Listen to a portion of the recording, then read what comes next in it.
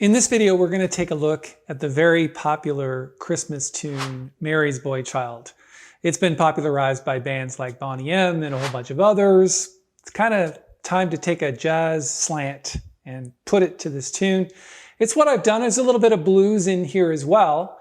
What we're going to learn today is essentially how to reharmonize a very simple chord structure and take it and turn it into something a little more interesting. And that's really the whole point of the video. If you're thinking, well, how do I take popular songs and I make them my own?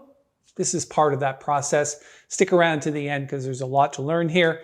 I'm going to play it through once, play a couple of choruses of solo, give you an idea of the feel of the tune. I'm also going to put a link below to the sheet music. So stick around for the tutorial part. We'll get there in just a second. Let me play the tune for you and then we'll come back and dive in.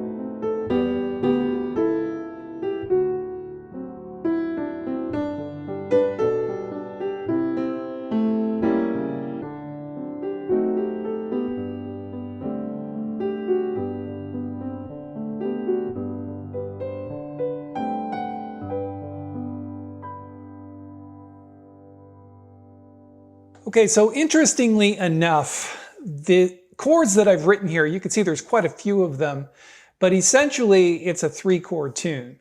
So it goes from F to B flat to C back to F. And that's typically how it goes.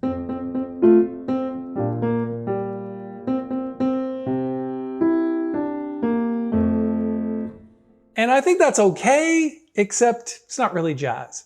So what we're going to do is we're going to think bass line, because the bass line is probably the driving force behind any reharmonization. So the first thing we do is we think about, well, what typical jazz chord structure works with this kind of tune? And in this case, it's a very important line cliche from the bass.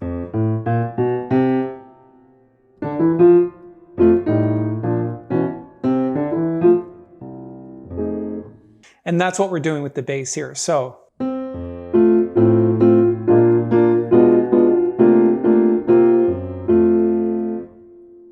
I think you can hear that. That line is being used over and over again in jazz, and it works very well for this particular tune. So the introduction, by the way, is just as it's written.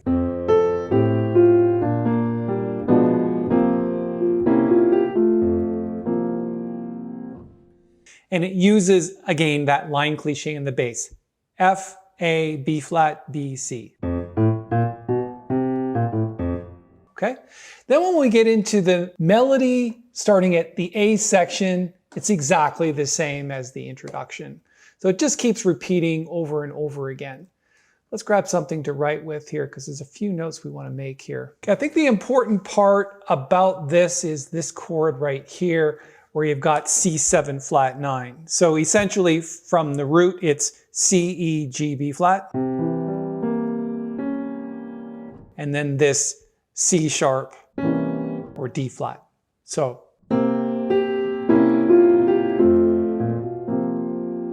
And then I think the C sus chord is an important chord as well. It's kind of written out here like this. Sus meaning substitute the fourth of the chord for the third. So a normal C7 chord is this. A sus chord is this. Kind of like B flat over C. All right, let's play it from A.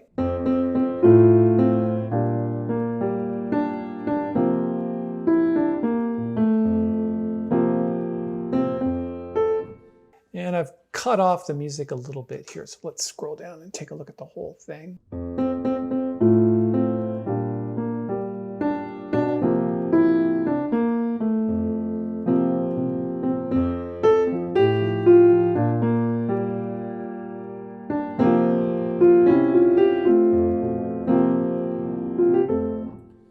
Okay, and then it goes into the B section. So there's nothing too difficult about the A. The B is where the real fun begins, because that's when we get super interesting with our reharmonization. So the cool thing about that reharmonization is this is cycle of fifths. And if you're not familiar with cycle of fifths, it essentially means 5 to 1, and then 1 turns into 5, goes to 1, then 1 turns into 5, goes to 1, like this. If we're starting at the top here, it's like.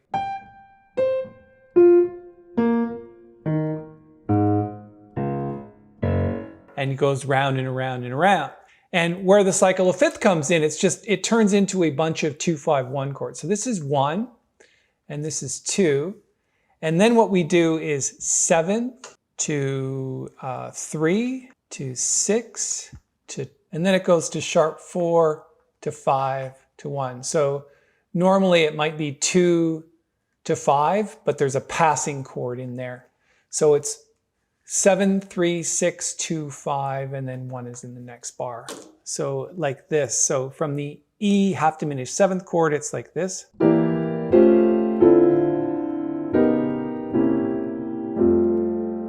So in the context of the tune, it's.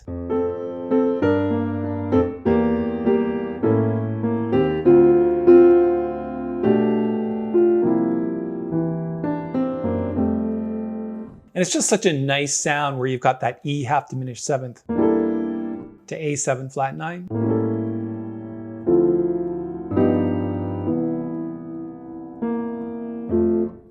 So again, instead of maybe G7 here, it's just the B half diminished seventh. It's almost the same chord, it's just a G without the G in the bass. It's B in the bass. So again, they're the same chord. So G7. Take the G off and you've got a B half diminished seventh chord. It's just denoting a different bass note.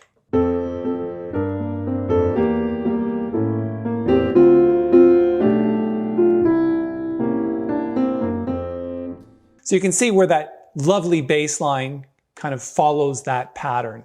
And then it just goes right back to the beginning.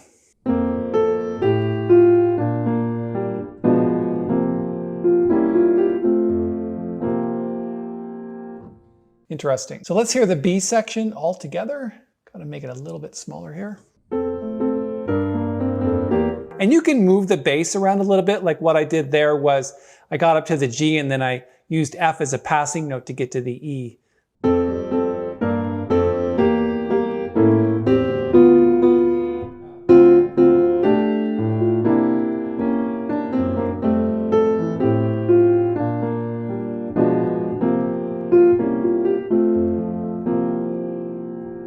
Okay, so I want you to have some fun with that. I'll put a link below to the sheet music. If you have any specific questions you have about this tune and how to play it, I can certainly answer those in the comment section, and leave any comment you like. It really helps with the YouTube algorithm.